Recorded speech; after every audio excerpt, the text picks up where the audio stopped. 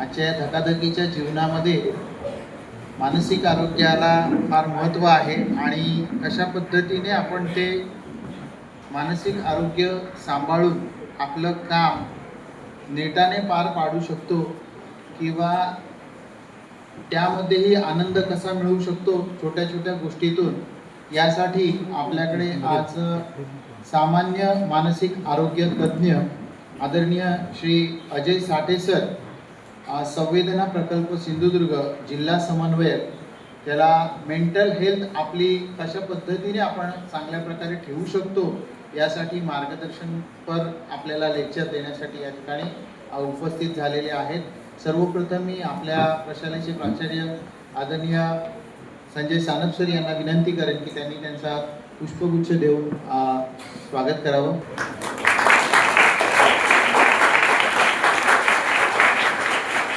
मंचावर उपस्थित Rotary club of खारेपाटणचे प्रेसिडेंट रोटेरियन दयानंद कोकाटे यांना मी विनंती करतो की त्यांनी सुद्धा अजय साठे सरांना पुष्पगुच्छ देऊन सन्मानित करायचं आहे। आणि रोटरी क्लब ऑफ खारेपाटण आणि शेठ नवीनचंद्र मोफतलाल विद्यालय आणि ज्युनियर कॉलेज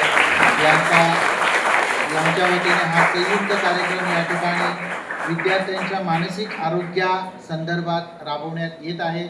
त्याबद्दल मी प्रशालेचे प्राचार्य संजय सानप सर यांचे आभार मानतो। तसंच या ठिकाणी व्यासपीठावर उपस्थित आदरणीय पर्यवेक्षक श्री संतोष राऊत सर आणि ज्येष्ठ शिक्षक गुरव सर, आमचे रोटेरियन सुबोध देसाई सर पुढील वर्षातील सेक्रेटरी, त्यानंतर करांडे सर आणि आमचे बुरखे सर, या सर्वांचं मी शब्दसुमनांनी स्वागत करतो आणि पुढील कार्यक्रमासाठी सानप सर यांना विनंती करतो की त्यांनी मार्गदर्शन करावं। Good morning all of you.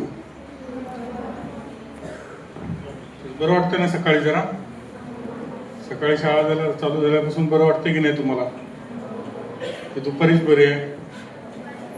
हां, झोप होत नाही का? तुम्हाला सवय झालेली आहे? टेन्शन येतं का तुम्हाला सकाळी उठायचं? आई ओरडते, बाबा ओरडतात, चला उठा शाळेत जायचं आहे, टेन्शन येतं का सकाळी? झोप आपली होणार नाही? तुम्हाला कुठल्या गोष्टीचं टेन्शन, स्ट्रेस, असा तणाव येतो का?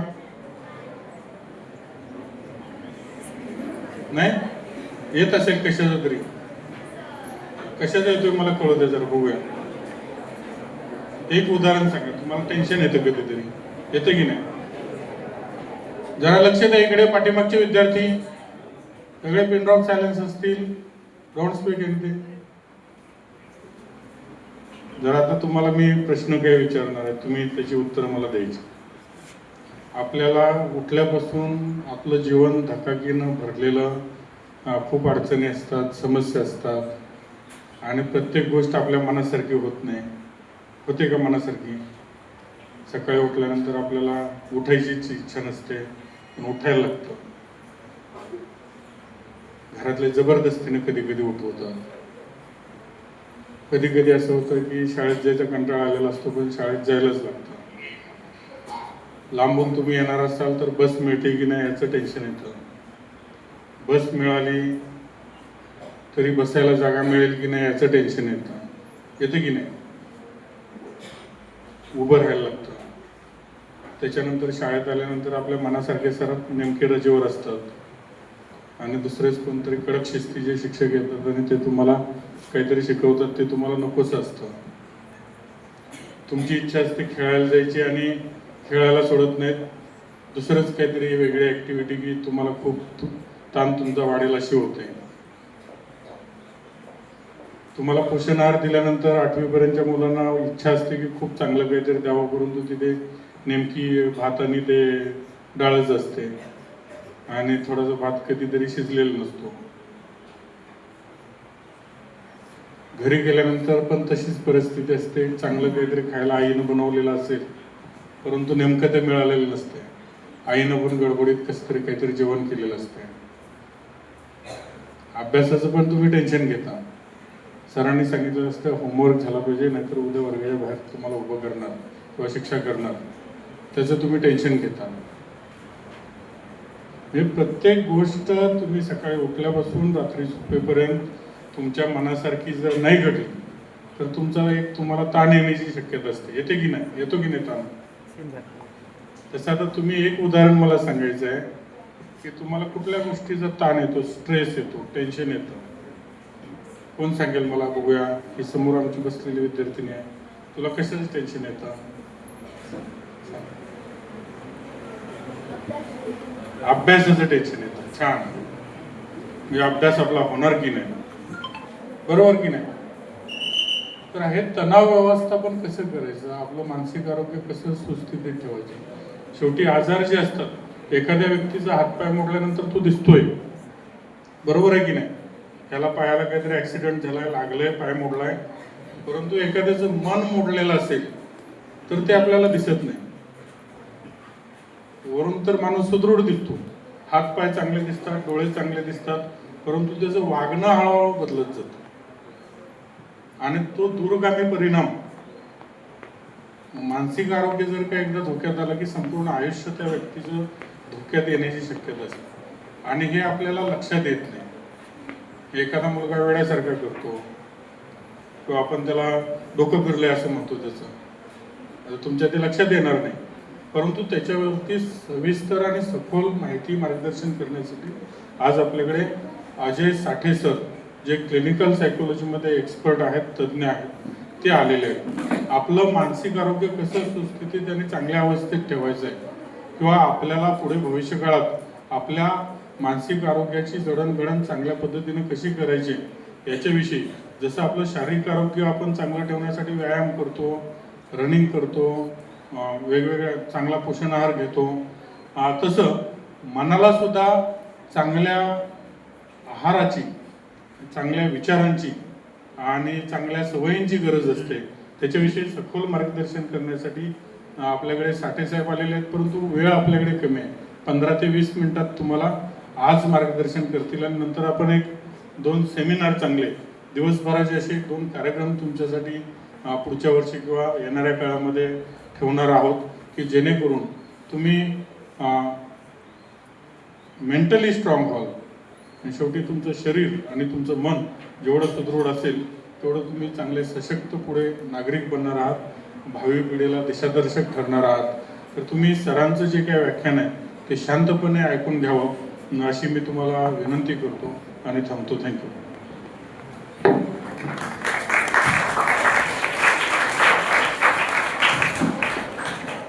त्यानंतर मी आदरणीय साठे सरांना विनंती करेन की त्यांनी आमच्या विद्यार्थ्यांना आजच्या दिनी मार्गदर्शन करावं.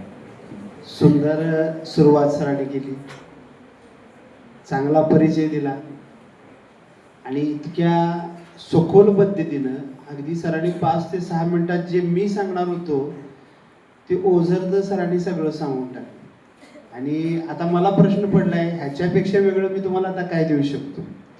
खूप काय देऊ शकतो. फक्त तुम्ही शांतपूर्वक लक्ष देऊन ऐकला तर तुम्हाला जीवनातल्या सगळ्यात महत्त्वाच्या अंगाचं परिपूर्ण ज्ञान मिळणार आहे. त्यामुळे आपली जी कार्यशाळा आहे ह्याचं नाव काय आहे हे शेवटच्या विद्यार्थ्यांना दिसतं का?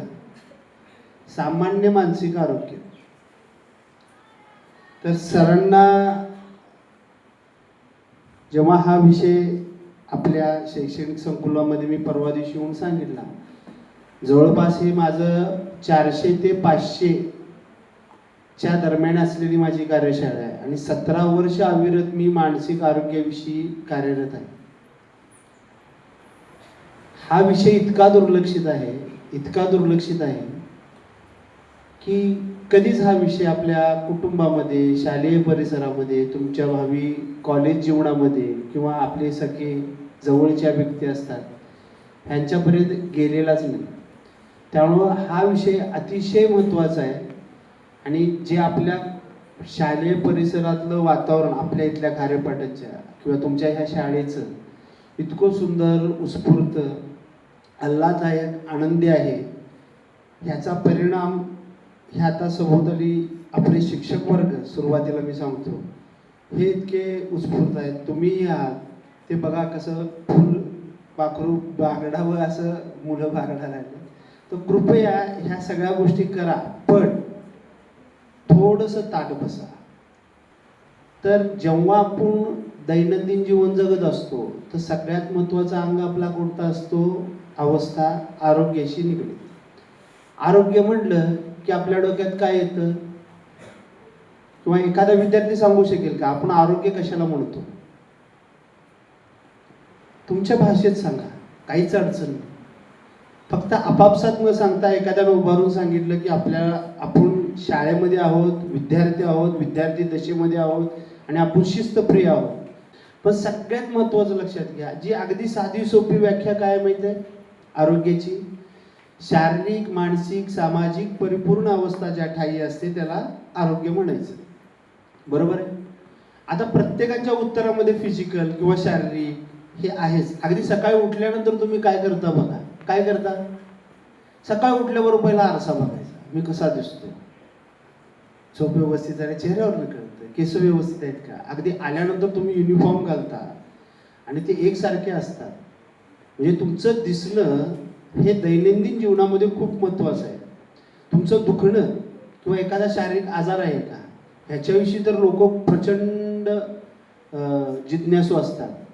दवाखान्यामध्ये मोठमोठ्या रांगा आहेत हे याचंच प्रतीक आहे की तुम्ही फिजिकल फिटनेसकडे प्रचंड बघतात. आजचा पूर्ण समाज ज्याला आपण म्हणतो की मला शारीरिक आजार नाही, मला कुठं दुखत नाही, म्हणजे मी फिट आहे, म्हणजे मी आरोग्यदायी आहे, अशी एक संकल्पना आहे, पण ती चुकीची आहे.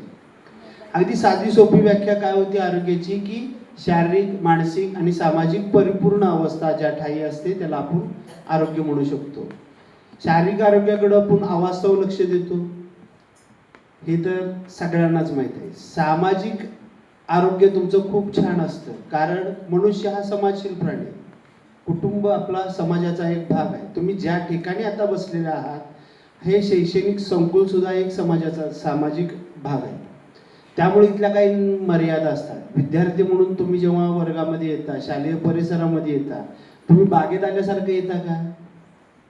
तर अजिबात नाही. इथले काही नियम असतात, ते नियम पाळावे लागतात. जेव्हा तुम्ही कुटुंबामध्ये असतात तर कुटुंबामध्ये ग्राउंडवर खेळल्यासारखं दंगामस्ती करता का? तेही करत नाही.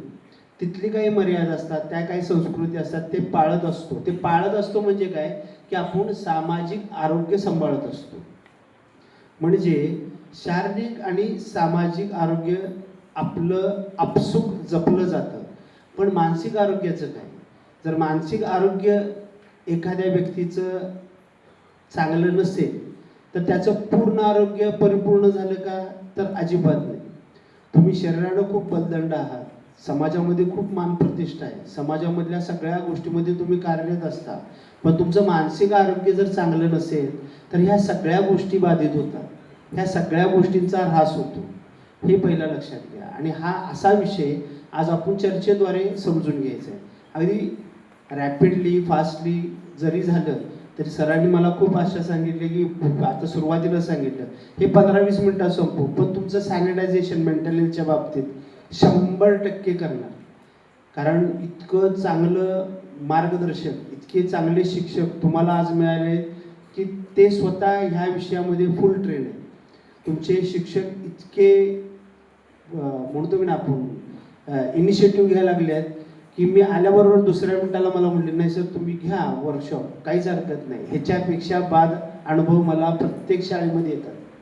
कारण त्यांचा एक ग्रह आहे की मानसिक आरोग्याविषयी काय सांगायचं किंवा मानसिक आरोग्याविषयी बोलायचं काय, ह्याची गांभीर्य जर त्या शिक्षकांना नसेल, पण कर्मधर्म संयोगानं तुमच्या नशिबी इतके छान आणि जिज्ञासू शिक्षक वर्ग आहे की त्यांनी हा इनिशिएटिव्ह घेतला आणि इतकी छान मोठ्या पद्धतीने ही कार्यशाळा भरवली. तर आपण सुरुवात करू की मानसिक आरोग्य म्हणजे काय नेमकं लक्षात घ्या. मानसिक आरोग्य म्हणजे काय की दैनंदिन जीवन जगत असताना आपल्या भावनिक अवस्थेचं संतुलन ठेवून, आपल्या क्षमतेची मर्यादा ओळखून, येणाऱ्या समस्यांना, येणाऱ्या परिस्थितीला समाजमान्य पद्धतीनं प्रतिक्रिया नोंद करणे आणि त्यातून कसलाही निष्कर्ष आला तर त्यातून आपल्याला बरं वाटत असेल, चांगलं वाटत असेल, प्लेजरफुल वाटत असेल तर आपलं मानसिक आरोग्य चांगलं आहे असं आपण म्हणू शकतो. लक्षात घ्या बाळा, ताट बसा. हे ताट बसा मी नेहमी का म्हणतो लक्षात घ्या. संपूर्ण जगामध्ये किंवा पृथ्वी तलावर 90 डिग्रीमध्ये जो कणा घेऊन वावरत असतो त्याला आपण मनुष्य म्हणतो, आणि इतर जे आहेत ते पॅरलल त्यांचा मणका आहे, कणा. त्यामुळे ते जास्त विचार करू शकत नाही, कारण त्यांचा सिग्नल चुकीचा आहे. अँटेना बघितलं की नाही तुम्ही, अँटेना जर व्यवस्थित असले की सगळे सिग्नल व्यवस्थित येतात. तसाच तुमचा कणा जर ताट असेल तर तुमचं सगळं अवधान, सगळं लक्ष सभोवतालच्या वातावरणामध्ये असेल, ना की आपल्यामध्ये.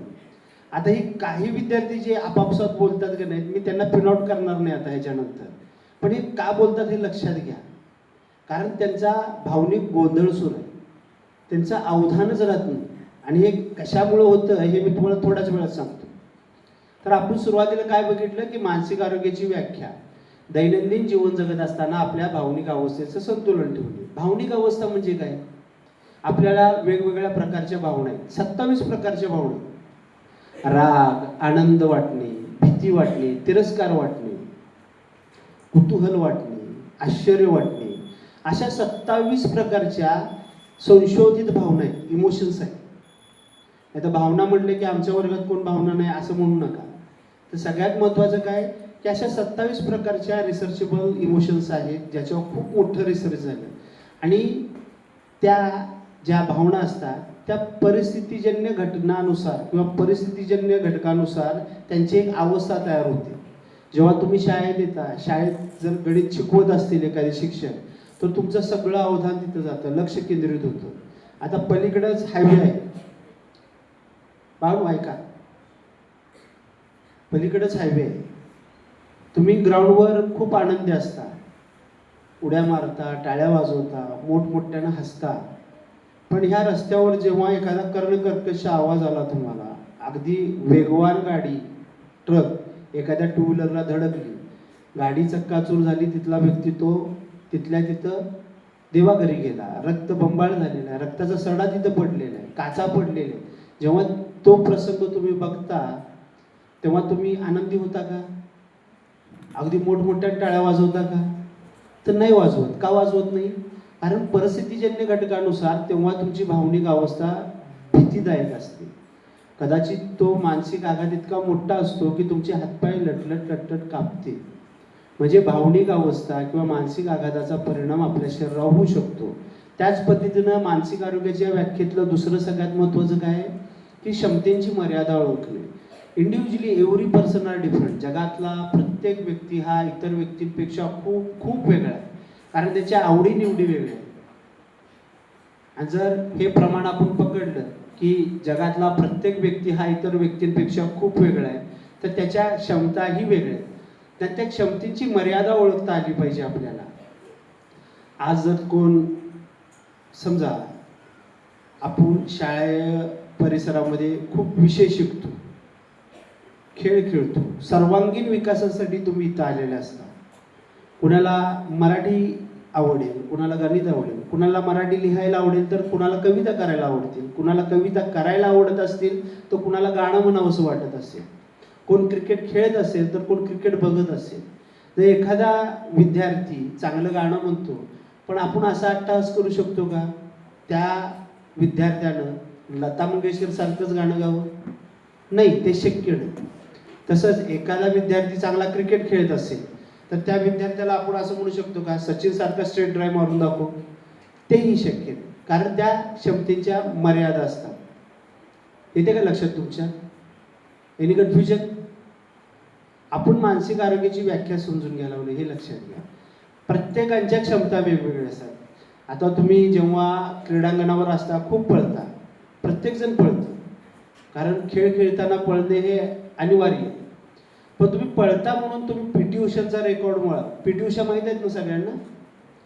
नॅशनल लेवलवरच्या नॅशनल रेकॉर्ड क्रिएट केलेले ती एक धावपटू होती.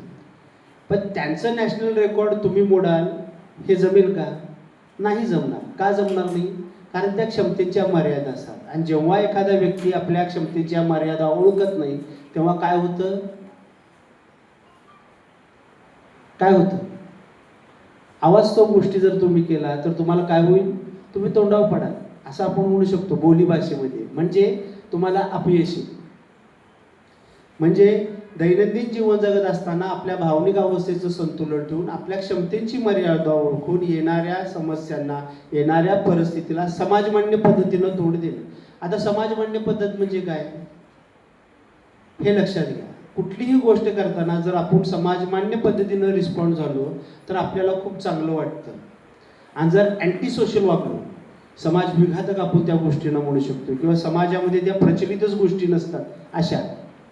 आता काय ठराविक असतात मुलं, त्यांना 10 वेळा जरी सांगितलं तर 11 वेळी तीच गोष्ट करायला, कारण वास्तवतेचं भान नाही, आणि समाज विघातक किंवा समाजमान्य गोष्टी न करण्याकडे त्यांचा कल जास्त असतो. त्यामुळं ही व्याख्या तुमची तुम्हाला सुरुवातीला थोडीशी अवघड वाटेल. आता ही मी तिसऱ्यांदा परत सांगणार आहे. मी किमान वर्कशॉपमध्ये 5 ते 6 वेळा सांगतोय. आज आपण असं ठरवू की किमान मानसिक आरोग्याची व्याख्याच आपण शिकू, की दैनंदिन जीवन जगत असताना आपल्या भावनिक अवस्थेचं संतुलन ठेवून आपल्या क्षमतेची मर्यादा ओळखून येणाऱ्या समस्यांना समाजमान्य पद्धतीनं प्रतिक्रिया देणे, आणि त्यातून जर तुम्हाला चांगलं वाटत असेल, बरं वाटत असेल, तर तुमचं मानसिक आरोग्य चांगलं आहे असं म्हणू शकतो आपण. वर्गामध्ये बसलो की आपण शिस्ती किंवा शिस्तप्रिय असणं गरजेचं आहे. वारंवार आपण त्याच सूचना जर ऐकत असो तर माझ्या मते आपण विद्यार्थी दशेत नाही. लक्षात घ्या. तर ही जी मानसिक आरोग्याची व्याख्या आहे, ही मानसिक आरोग्याची व्याख्या जर तुम्ही लक्षात घेतला तर जीवनात प्रत्येक टप्प्यावर, प्रत्येक प्रसंगाला, प्रत्येक परिस्थितीला, प्रत्येक समस्याला तुम्हाला ती उपयोगी पडणार आहे. त्यामुळं ही मानसिक आरोग्याची व्याख्या वारंवार म्हणजे मी खूप वेळा सांगतो. ही एकदा तुमच्या लक्षात आली की पुढची कार्यशाळेचा भाग अगदी सोपा आहे. आता ही मानसिक आरोग्याची व्याख्या तुम्हाला वारंवार का सांगावी लागते, कारण हा प्रचंड दुर्लक्षित भाग आहे.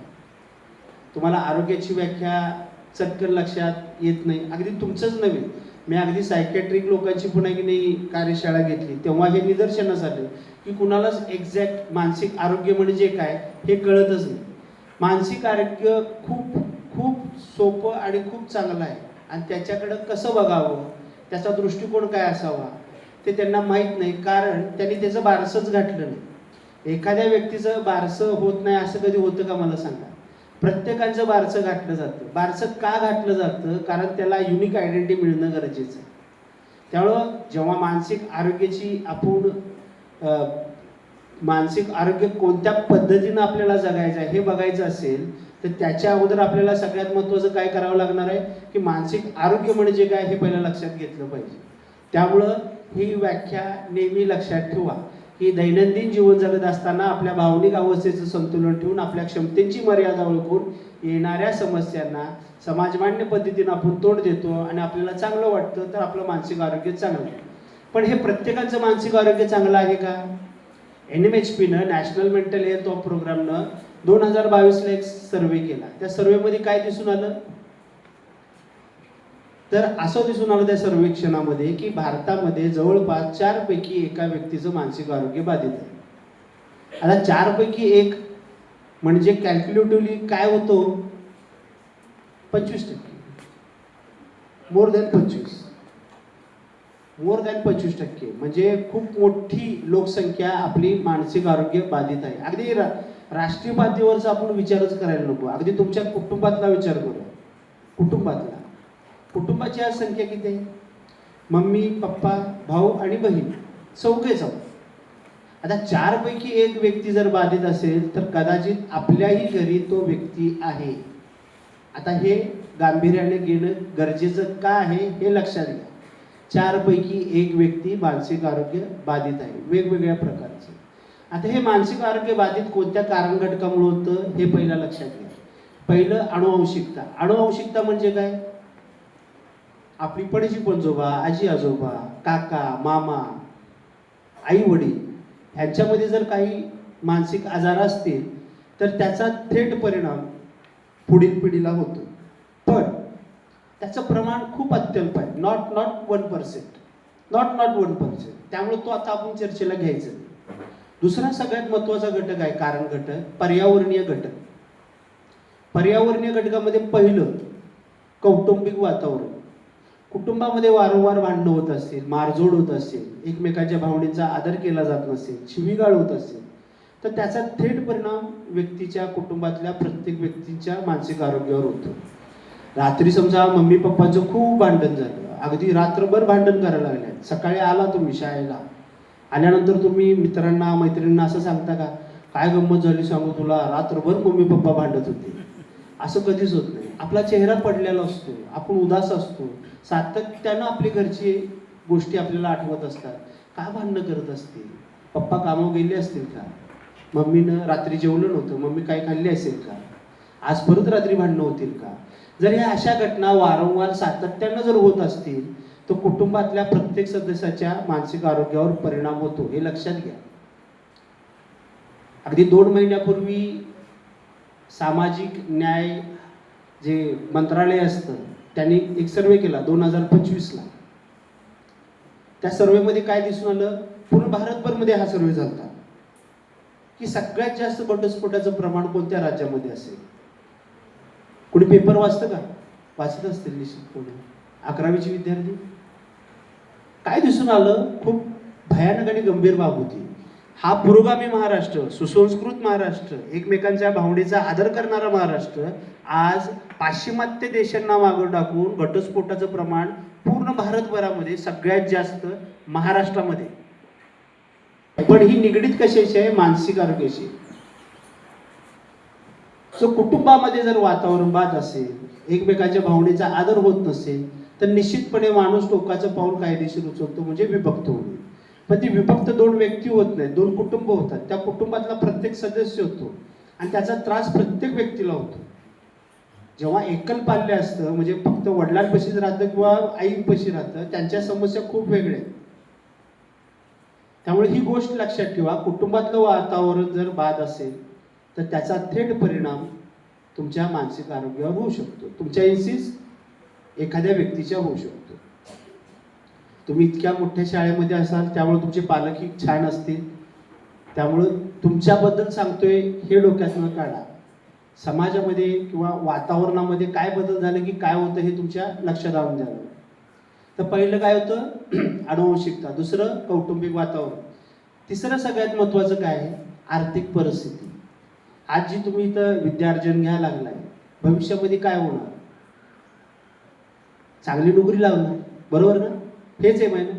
किती जणांना चांगली नोकरी मिळावी असं चांगलं वाटतं, की चांगल्या नोकरीवर मला जायचं आहे म्हणून मी शिक्षण घ्यायला लागलो. हात वर करा जरा, पटकन करा.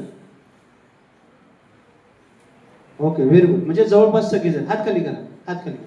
आता किती जणांना वाटतं की ह्या विद्यार्जन करून मला शास्त्रज्ञ व्हायचं. एखाद्या व्यक्तीनं तर हात वर करावं. त्या लक्षात घ्या, सगळ्यात महत्वाचं आपण जे शिकतो, आपण जेवढा वेळ वाया इथं आपण वेळ घालवतो, तर हे कशासाठी आपण करतो. शेवटचं एंड ऑफ कन्क्लुजन काय, की आपल्याला चांगल्या पगाराची नोकरी मिळाली. आता अशा चांगल्या पगाराच्या नोकरीच्या ठिकाणी जर तुमच्या मानधनामध्ये वारंवार फसवणूक झाली, मानधन वेळेत मिळालं नाही,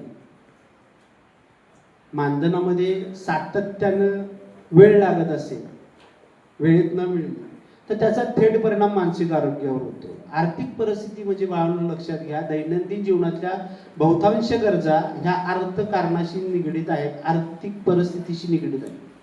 एखादी गोष्ट घ्यायची आहे, एखादी गोष्ट पूर्ण करायची आहे, दैनंदिन जीवन जगायचं आहे, तर आपल्या गरजा पूर्ण करण्यासाठी आपलं अर्थकारण छान असणं गरजेचं आहे. आणि त्यामध्ये जर वारंवार जर ऐन अशा फसवणुकी होत असतील किंवा बिकट परिस्थिती येत असेल, तर त्याचा थेट परिणाम व्यक्तीच्या मानसिक आरोग्यावर होतो.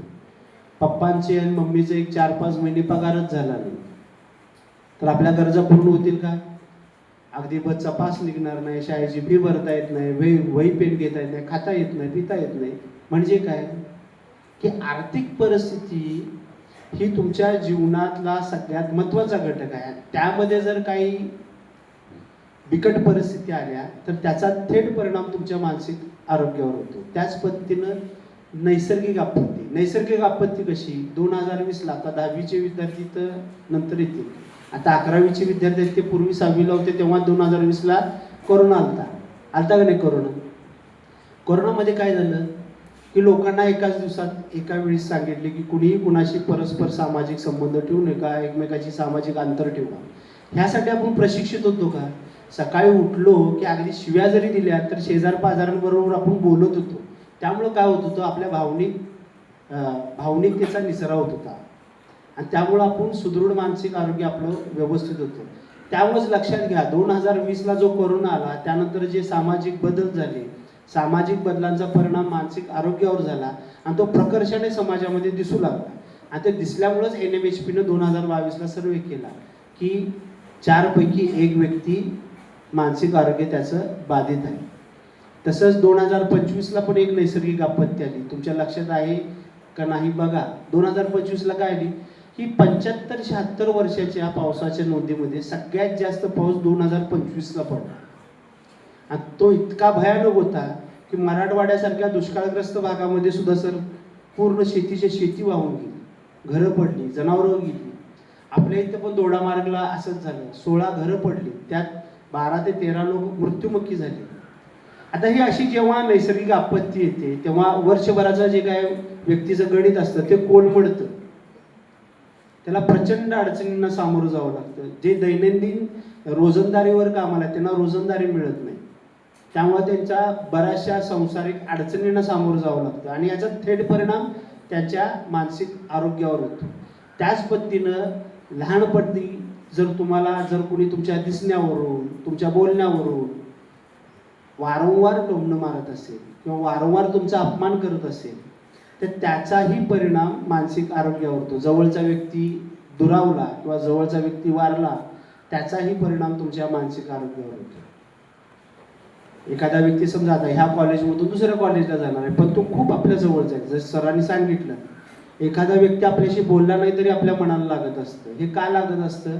कारण आपण त्याच्यात इंटरॅक्ट झालेलो असतो, आपला एक भावनिक बंध तिथं निर्माण झालेला असतो आपुलकीचा. आणि जर ती कोरडी झाली की व्यक्ती थोडासा त्याचं मानसिक आरोग्य बाधित होतं. पण हे सातत्यानं आणि अधिक तीव्र पद्धतीनं झालं की व्यक्तीचं मानसिक आरोग्य बाधित होतं. त्याच पद्धतीनं आज पहिल्यांदा 2025ला एक 5-6 दिवसापूर्वी सर मी पुस्तक वाचत होतो, DSM-4 1984 पासून खूप दिवसापासून त्यांची आवृत्ती निघतात, ICD-10, DSM-4. तेव्हा एक शब्द माझ्या नेहमी खटकत होता की सबस्टन्स युजर. तर सबस्टन्स युजरला मराठीमध्ये त्यांनी कन्व्हर्जन काय केले की अंमली पदार्थांचा जास्तीत जास्त वापर करणे. पण आज तो शब्द करेक्ट बसतो सर. सबस्टन्स युजर म्हणजे अंमली पदार्थांचं सेवन नसून कुठल्याही गोष्टीचा जर तुम्ही अतिरेकी प्रमाणात जर वापर करत असाल तर त्याचा परिणाम सुद्धा तुमच्या मानसिक आरोग्यावर होतो. ते कसं लक्षात घ्या. आज भारतामध्ये फक्त रील्स आणि मोबाईलवर फक्त रील्स स्क्रोल करणे किंवा रील्स बघत राहणे किंवा रील्स क्रिएट करणे यासाठी इन ॲव्हरेज 4.5 ते 5 तास भारतीय लोक वेळ वाया घालवतात. त्याचा परिणाम काय होतो लक्षात घ्या. आपला मेंदू त्या गॅजेटसाठी तयार झालेला नाही किंवा त्या परिस्थितीसाठी सुद्धा तयार झालेला नाही. रील्स 30 सेकंदाची असते आणि आपल्याला एखादी गोष्ट आकलन करण्यासाठी किमान 4.5 ते 5 मिनिटं लागतात. कुठलीही गोष्ट कोणाच्या लक्षात आलं का बघा की मानसिक आरोग्याची व्याख्या मी किमान 5 मिनिटं सांगत होतो. सरांना पण वाटलं असेल हे रिपिटेशन का करायला लागतात वारंवार. कारण किमान 5 ते 6 मिनिटं तुम्हाला लागतात एखादी गोष्ट डोक्यात व्यवस्थित फिट करण्यासाठी. पण आज काय करायला लागलोय आपण, एका गॅजेटचा असा वापर करायला लागलोय की 30 सेकंदात पूर्ण आशय कळला पाहिजे. तशी निर्मिती पण करता आणि ते सातत्यानं बघता. आता 30 सेकंदात एखादी रील्स आली की त्यात तुम्हाला प्लेजर वाटायला लागले, आनंद वाटायला लागलाय, चांगला वाटायला लागले. जेव्हा तुम्ही बोर होता तेव्हा काय करता, मोबाईल हातात घेता आणि घेतलं की पहिली रील्स बघितला, खूप छान वाटली. याच्या पाठीमागे एक मेंदूमध्ये कार्य घडत असतं. आपल्या विज्ञानाच्या सरांना माहीत असेल काय होतं छान वाटणं म्हणजे, आपल्या मेंदूमध्ये एक डोपामाइन नावाचा हार्मोन असतो, तो रिलीज होत असतो. तो रिलीज झाला, सिक्रेट झाला की तुम्हाला खूप छान वाटतं, म्हणून त्याला हॅपी हार्मोन म्हटलं गेलं. आता 30 सेकंद त्याची लाईफ आहे का, किमान अर्धा ते पाऊण तास ते डोपामाइन रिलीज झालं की तुम्हाला छान वाटलं पाहिजे की नाही. आता एकदा तुम्ही जेवला की लगेच दुसऱ्या मिनिटाला भूक लागते का? नाहीच लागत. ठराविक कालावधी लागतो. तसं डोपेमाइनची पण लाईफ काय, किमान 1.5-2 तास ते डोपेमाइन आपल्या शरीरामध्ये असतं, आपल्याला आल्हाददायक वाटतं, त्यामुळे त्याला हॅपी हॉर्मोन म्हणतात. पण नेमकं काय होतं बघा, इथं मेंदूचा गोंधळ कसा उडवला गेला आहे ह्या गॅजेटमुळे, की नेक्स्ट 30 सेकंद तुम्हाला एकदम रील्स सॅडमध्ये येते. म्हणजे आपण म्हणतो ना दुःखदायक, क्लेशदायक असं काय तर ते व्हिडिओज किंवा रील्स येतात. आता मुळात ते हॅपी हॉर्मोन सिक्रेट झाले तोपर्यंत ह्याचा बदल झाला, लगेच भावनिक बदल झाला की तिथं दुःखमय. आता हे दुःखमय आलं, मेंदू गोंधळात पडला आणि कालांतराने हे सातत्यानं जर तुम्ही करत राहिला, बोर होताय म्हणून मोबाईल बघताय म्हणून रील्स बघताय, रील्समध्ये अप्स अँड डाऊन्स यायला लागले. खरं वास्तविक हॅपी हॉर्मोनचं काम कसं असतं बघा, घंटी असते की नाही, घंटी. म्हणजे जेव्हा तुम्हाला चांगलं वाटतं तर एका सडन पॉईंटवर येतं. घंटीचा आकार कळतो ना, असा असतो घंटीचा आकार. म्हणजे तुम्हाला जेव्हा चांगलं वाटतं, डोपामाइन रिलीज झालं की एका हाय लेवलवर येतं, म्हणजे अत्युच्च टोकावर. मग ते हळूहळू असं खाली आलं पाहिजे. पण हे असं होईना झालं. ह्या सगळ्या प्रोसेसला किमान 2 ते 2.5 तास लागायला पाहिजे होते. पण मोबाईलचा अतिरेक वापर करून काय व्हायला लागले, तुम्ही 30 सेकंदात त्या लेवलवर जाता आणि परत खाली ड्रॉप होता. आणि हे जर सातत्यानं व्हायला लागलं तर तुमचा मेंदू गोथड होईल, तुमचा अवधान राहणार नाही, नेहमीच तुमचा मेंदू गोंधळल्यासारखा राहणार, नेहमीच. आणि हे आता दिसून येतं बघा, काही ठराविक गट आहेत, काही ठराविक मुलं आहेत, कितीही सूचना द्या गोंधळल्यासारखंच वागतात. सर तुम्ही ऑब्झर्वेशन केलं का बघा, एका विद्यार्थ्याला 4 ते 5 वेळा सांगायला लागतं, 4 ते 5 वेळा. काय वेगळे शब्द इथं कोण कुणाला सांगायला लागले? ना हिब्रू भाषा तुम्हाला समजते, ना हिब्रू भाषा आम्हाला बोलता येते. मग हिब्रू ऐकल्यासारखं असं ऐकता परत तुम्ही तिसऱ्याशी बोलता, असं ऐकता परत असं येणे खांदे खाली करता. ह्या वयात जर तुम्ही पाठीचा कणात ताट ठेवला नाही तर केव्हा करणार आहे? म्हातारपणी तुम्ही वागणारच आहात, हे सत्य आहे आणि हे वास्तव आहे. सरांकडे बघा, अगदी एखाद्या हिरोच्या पर्सनॅलिटीला अजून इतकी चांगली पर्सनॅलिटी आहे सरांची, त्यांच्याकडे बघू तर ताट बसा निवांत. तर सगळ्यात महत्त्वाचं लक्षात घ्या, कोणत्याही गोष्टीचा अतिरेक वापर केला तणावग्रस्त परिस्थितीमध्ये किंवा बोर झालाय म्हणून, आता अजून दुसरं काय करतात, ताण व्यवस्थापन व्यक्तीला जमलं नाही तर काय करतो व्यक्ती, चुकीचं अनुकरण करतो. म्हणजे कुठल्या तर तणावग्रस्त परिस्थितीमध्ये असाल, समस्येमध्ये असाल, तर व्यक्तीच्या मेंदूचं कार्य काय आहे माहिती आहे का बाळांनो? तुम्हाला शिकवलं गेलं असेल मेंदूचं कार्य काय. आता खोलवर जायला नको, 15 मिनिट इथंच सांग. तर मेंदूचं कार्य काय हे लक्षात घ्या. आणि सायंटिफिकली प्रूव्हन आहे की मेंदूचं कार्य हे शॉर्टकट काढणे, प्रत्येक गोष्टीमध्ये शॉर्टकट काढायचा. मग शॉर्टकट काढायचा, एखाद्या तणावग्रस्त परिस्थिती आली, मग प्रोसिजर काय होते की स्वतःची थेअरी निर्माण न करता एखाद्याचं अनुकरण करायचं, चुकीचं अनुकरण, फॉल्टी लर्निंग म्हणतात त्याला. ते फॉल्टी लर्निंग झालं की तणावग्रस्त परिस्थितीमध्ये माझे वडील काय करतात, तंबाखू खातात, सिगरेट ओढतात, नसेल तर दारू घेतात. मग व्यक्ती काय करतो, चुकीचं अनुकरण करतो. तो मित्र असेल, वडील असतील, समाजातला एखादा व्यक्ती असेल, चुकीचं अनुकरण करायचं आणि अशा पदार्थांना सुरुवात करायची. एकदा सुरुवात झाली की त्याचं काय होती, सवय लागते. आणि सवय लागली की व्यक्ती व्यसनाधीन होतो. लक्षात घ्या, सुरुवातीचा तणावग्रस्त परिस्थितीमध्ये जर सेल्फ रिअलायझेशन केला, चांगल्या गोष्टी ऐकणं तुम्ही जर आत्मसात केला, तर ह्या गोष्टीपासून तुम्ही लांब राहू शकता. पण मेंदूच आपला असा निर्माण व्हायला लागलाय की आपण शॉर्टकट बघत असतो, फक्त शॉर्टकट. त्यामुळं काय होतं, फॉल्टी लर्निंग होते. मग माणूस त्या व्यसनासक्त होतो. त्याला काय म्हणतात, पूर्वी म्हणत होते सबस्टन्स युजर, नंतर म्हणायला लागले अंमली पदार्थांचा एक्सेसिव्ह वापर. पण हे जसं मोबाईल घातक आहे तितकंच हे पण घातक आहे. दोन्ही गोष्टीमुळं काय होतं, तुमचं मानसिक आरोग्य धोक्यात येतं. लक्षात आलं? आता ही कारण घटक झाली की अनुवंशिकता, कौटुंबिक वातावरण, आर्थिक परिस्थिती, नैसर्गिक आपत्ती, जवळच्या व्यक्तीचा मृत्यू किंवा अपयश, वारंवार मिळणारं अपयश, नकारात्मक गोष्टी, ताणतणावाला चांगल्या पद्धतीनं सामोरं न जाणं किंवा एक्सेसिव्ह कुठल्याही गोष्टीचा जर जास्तीचा वापर तुम्ही करत असाल. आता ही काही कारण घटक आहेत की ज्याच्यामुळे तुमचं मानसिक आरोग्य बाधित होतं. तर सुरुवातीला एखादं कारण घटक घडलं की काही लक्षणं दिसतात.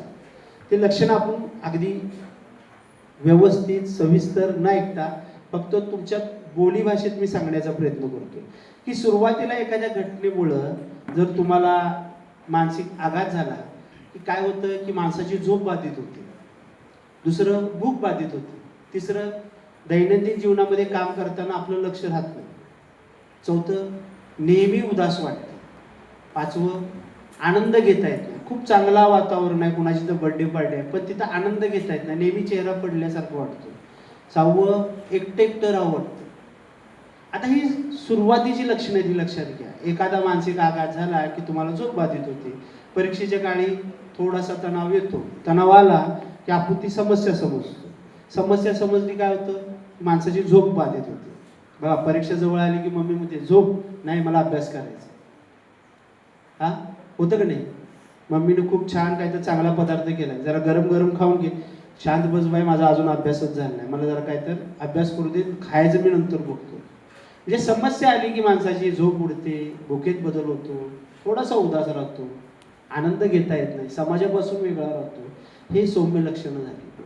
आणि समस्याग्रस्त परिस्थितीमध्ये ही गोष्ट होतात.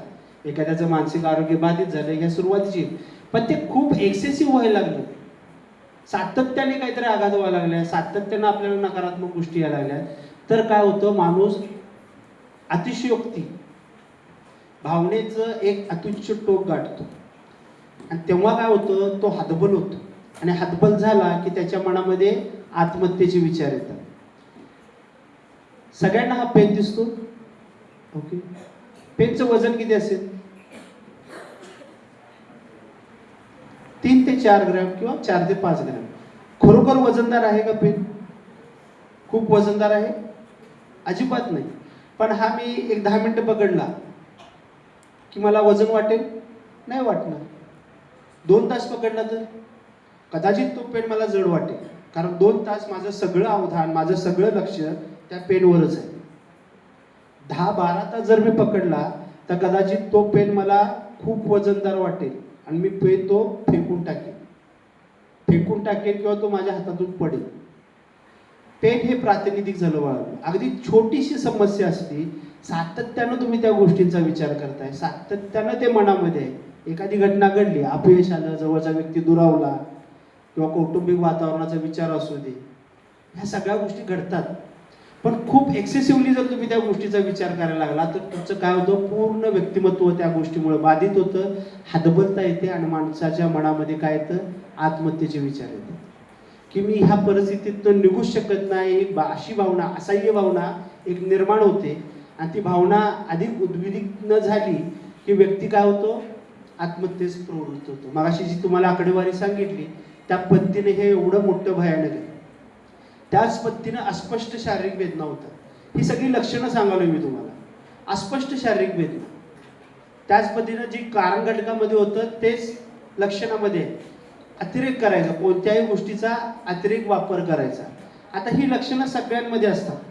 तर थोड्याफार प्रमाणात कुणाला झोपेची तक्रार असेल, उदास वाटत असेल, आनंद घेता येत नसेल, भुकेची तक्रार असेल. आता उद्या वर्गात एखाद्या विद्यार्थी किंवा विद्यार्थिनीनं म्हटलं की मला जरा झोप लागे ना, लगेच आता तुम्ही काय म्हणणार, तुझं मानसिक आरोग्य आता धोक्यात आलेलं. असं करू नका. शास्त्रीयदृष्ट्या काय सांगितले, किमान 4 लक्षणं तुमच्यामध्ये सातत्यानं 15 दिवस जर दिसत असेल, किती दिवस? 15 दिवस. किती लक्षणं? 4 लक्षणं सातत्यानं 15 दिवस दिसत असतील तरच तुमचं मानसिक आरोग्य बाधित आहे असं आपण म्हणू शकतो. आता तुम्हाला मानसिक आरोग्याची व्याख्या कळाली, कारण घटक कळाली की वाक्य मानसिक आरोग्य का बाधित होतं, लक्षणं कळाली, सेल्फ डायग्नोसिस पण कळालं. किमान 4 लक्षणं तुमच्यामध्ये दिसतात, सातत्यानं 15 दिवस दिसायला लागल्यात, तर तुम्ही कोणाची मदत घ्यायची असते?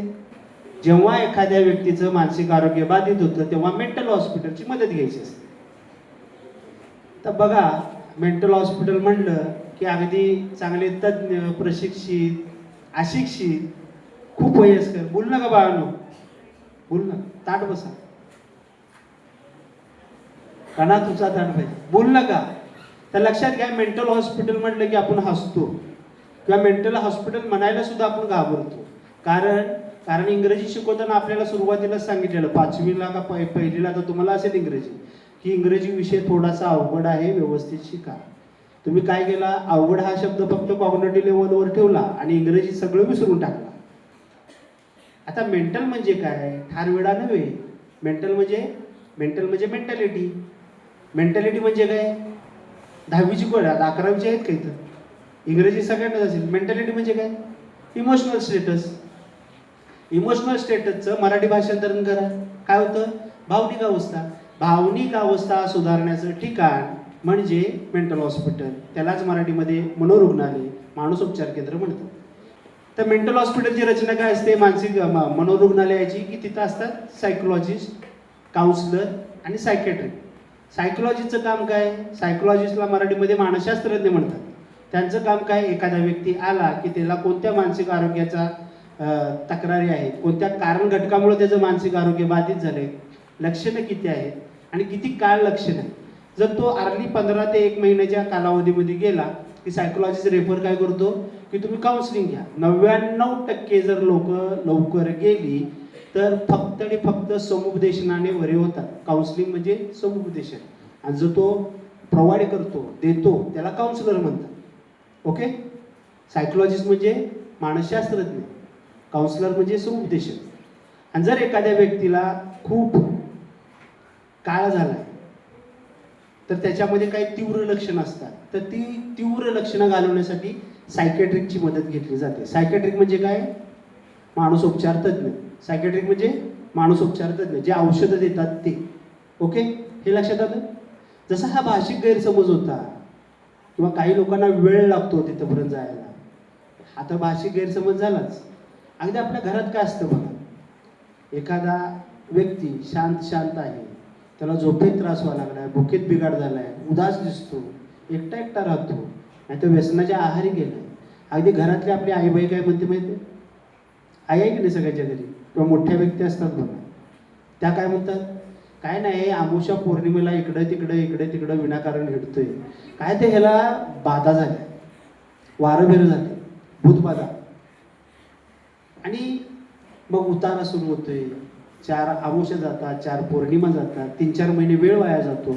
इथं त्याची जी सुरुवातीची स्टेज असते थोडीफार सौम्य लक्षणांची, त्या सौम्य लक्षणामध्ये बदल होतो, सौम्य तीव्र लक्षणं होत जातात. त्याला कानात फुटल्यासारखं वाटतं, भात झाल्यासारखे वाटतात. त्यामुळे तो काय करतो? अधिक त्याच्यात क्रोनिक लक्षणं दिसून येतात. तेव्हा सुद्धा घरच्यांचे गैरसमज थांबत नाही. आणि 3-4 महिने जातात, 3-4 महिन्यात अधिक झोप बाधित होते, त्याच्या व्यक्तिमत्वामध्ये प्रचंड बदल होतात. जे तीव्र लक्षणं आहेत ते तीव्र लक्षणं अतितीव्र किंवा सायकोटिक सिम्पटम्सकडे जातात.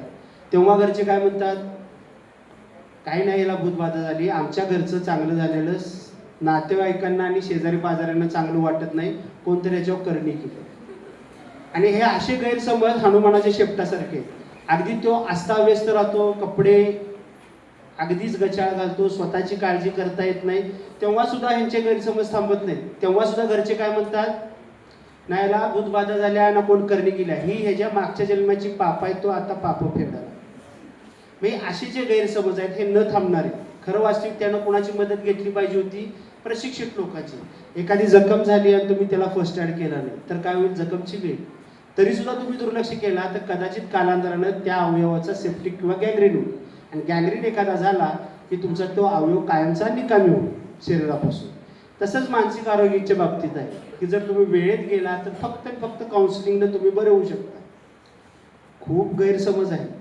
त्यामुळं शासनाने हे 2 टोल फ्री नंबर सुरू केले आहेत. 18-120-820-050 आणि दुसरा 1400-416. हे नंबर 24 तास सुरू आहेत. कोणी मराठी भाषिक असेल, हिंदी भाषिक असेल, कन्नड भाषिक असेल, तमिळ भाषिक असेल, तेलुगू भाषिक असेल, त्यांना 24 तास मोफत सेवा दिली जाते. 1ही रुपया घेतला जात नाही. 2022ला दीपिका पादुकोण नावाच्या ॲक्ट्रेसना डिप्रेशन झालं. तो हा वरचा नंबर आहे 18-120-820-050. इथं त्या पेड सर्व्हिस त्यावेळी घेत होत्या. पेड सर्व्हिस म्हणजे पैसे देऊ. तासाला 15 ते 20 हजार रुपये खर्च येत होता. आता तो नंबर सुद्धा शासनानं मोफत केला. फक्त मानसिक आरोग्य बाधित होण्यासाठीच नाही तर तुमच्या व्यक्तिमत्व विकासासाठी सुद्धा हा नंबर खूप महत्त्वाचा आहे. हे लक्षात घ्या. वेळेच्या अभावाने खूप साऱ्या गोष्टी सांगायच्या आहेत पण अगदी 2च मिनिटात आता हे सगळं संपणार. तर हा नंबर घेणे हा पहिलं स्टेज. प्रत्येकाने हा नंबर लिहून घ्या आणि लिहिल्यानंतर तुमच्या घरच्या मोबाईलमध्ये तो सेव्ह करा केव्हाही कुणालाही गरज भासेल हे लक्षात घ्या. कारण घटकामध्ये ते आहे. जर एखाद्याला औषध उपचार लागणार असतील तर आपल्या प्रत्येक जिल्ह्याला DMHP केंद्र काढले आहे, डिस्ट्रिक्ट मेंटल हेल्थ प्रोग्राम. आपलं डिस्ट्रिक्ट मेंटल हेल्थ प्रोग्राम ओरोसला आहे. तिथं मोफत औषध उपचार दिले जातात. खूप महागडे असतात औषधं मानसिक आरोग्याविषयी, तर ते औषधं मोफत दिली जातात. हेही लक्षात घ्या. तुमचं चांगलं मानसिक आरोग्य जोपासण्यासाठी तुम्ही काय केलं पाहिजे हे अगदी एका मिनिटात सांगतो. खरं असेल तुमच्याकडनं अपेक्षित होतं पण तुम्ही बोलणार नाही हे गृहीत धरून मी तुम्हाला सांगतो. किमान चांगली झोप काढा, मोबाईल कमी बघा, संध्याकाळी जर प्रार्थना करून झोपता येईल तर ते शक्य करून प्रार्थना करून झोपा. सकारात्मक विचार करून झोपला की तुम्हाला चांगली झोप लागेल. दुसरं, किमान 2 तास व्यायाम करा. आता व्यायाम जिममध्येच करा असं नव्हे, इतरांना शारीरिकदृष्ट्या जर मदत केला, स्वतःची कामं स्वतः केला, आपला शालेय परिसर स्वच्छ ठेवला तर चटकन तुम्हाला शाबासकी मिळेल. स्वतःची कामं जर स्वतः तुम्ही केला तर मम्मी काय म्हणेल बघा, काय माझ्या बाळाला दुष्ट लागण्यासारखं काम करते, स्वतःचं काम स्वतः करायला, स्वतःची कपडे धुवायला लागलाय, स्वतःची भांडी विसरायला लागलाय, सोनं बाळ आहे माझं. जेव्हा शाबासकी ऐकतो तेव्हा मेंदूमध्ये डोपामाइन नावाचा हार्मोन रिलीज होतो आणि त्यामुळे तुम्हाला चांगलं वाटतं, तुमचं मानसिक आरोग्य चांगलं राखण्यासाठी मदत होते. त्याच पद्धतीनं संतुलित आहार खा. गोंधळलेल्या मानसिकतेत खाऊ नका. अंड खातो पण पिवळा बलक खात नाही, चिकन खातो पण मटण खात नाही, कडधान्य खातो पण भाजीपाला खात नाही, भाकरी खातो पण चपाती खात नाही. ही सगळं गोंधळलेली मानसिकता आहे. सगळ्या गोष्टी थोड्या थोड्या खावा. प्रत्येक गोष्ट महत्त्वाची असते. बाळ लक्ष द्या, झालं लक्ष द्या, शेवटचा मुद्दा. आणि जेव्हा केव्हा असं तुम्हाला वाटेल घुसमुटल्यासारखं तर किमान कुटुंबाला सांगा, कुटुंबाशी व्यक्त व्हा. व्यक्त झाल्यामुळे तुमच्या भावनेचा निचरा होईल. कुटुंबाला कळालं नाही तर शिक्षकांना सांगा. शिक्षक प्रचंड प्रशिक्षित आहेत, त्यांना नाही समजलं तर ह्या 2 नंबर आहेत, त्या नंबरवर तुम्ही मदत घेऊ शकता. इतका सुंदर सकाळ मला 10वीत असल्यासारखं वाटायला लागले, कारण इतक्या सकाळी सकाळी उठणे, सगळ्या अशा इतक्या टवटवीत चेहऱ्यांना बघणे हे सौभाग्य आहे माझं की इतक्या मोठ्या चांगल्या नावाजलेल्या शैक्षणिक संकुलामध्ये इतक्या छान विद्यार्थ्यांसमोर मला ही कार्यशाळा सादर करण्याची परवानगी सरांनी दिली. सरांचे मनपूर्वक आभार आणि तुमचेही मनपूर्वक आभार की तुम्ही इतक्या शांत पद्धतीने ऐकला. ही कार्यशाळा इथं संपली असं नाही, ही पहिला लक्षात घ्या. कारण आज जेवढं काही तुमच्या लक्षात आलं, किमान हे 2 नंबर जरी लक्षात आले तरी ते खूप आहेत. ते इतरांना सांगा. जर तुम्ही इतरांना मदत केला तर निश्चितपणे तुमचंही मानसिक आरोग्य चांगलं राहील. इथं आपली कार्यशाळा संपली असं मी जाहीर करतो. पुढची धन्यवाद सर. अतिशय मोजक्या शब्दामध्ये आणि सामान्य मानसिक आरोग्य कार्यशाळेमध्ये आदरणीय अजय साठे सरांनी आपल्याला खूप चांगलं मार्गदर्शन केलं. आणि तुम्हा सर्वांना मी सांगू इच्छितो की आपल्या प्रशालेचे प्राचार्यसुद्धा व्यवसाय समुपदेशन मार्गदर्शक आहेत, त्यामुळे त्यांचंसुद्धा आपल्याला वारंवार योग्य पद्धतीने चांगल्या पद्धतीने मार्गदर्शन वेळोवेळी लाभत असतं. आणि सरांमुळे हा चांगला कार्यक्रम आपल्याला कार्यशाळा ही मिळाली, त्याबद्दल सरांचे सुद्धा मी आभार मानतो. आणि व्यासपीठावरील सर्व आणि विद्यार्थी तसेच शिक्षक शिक्षकेतर कर्मचारी यांचे आभार मानतो. आणि हा कार्यक्रम संपला असं जाहीर करतो. धन्यवाद.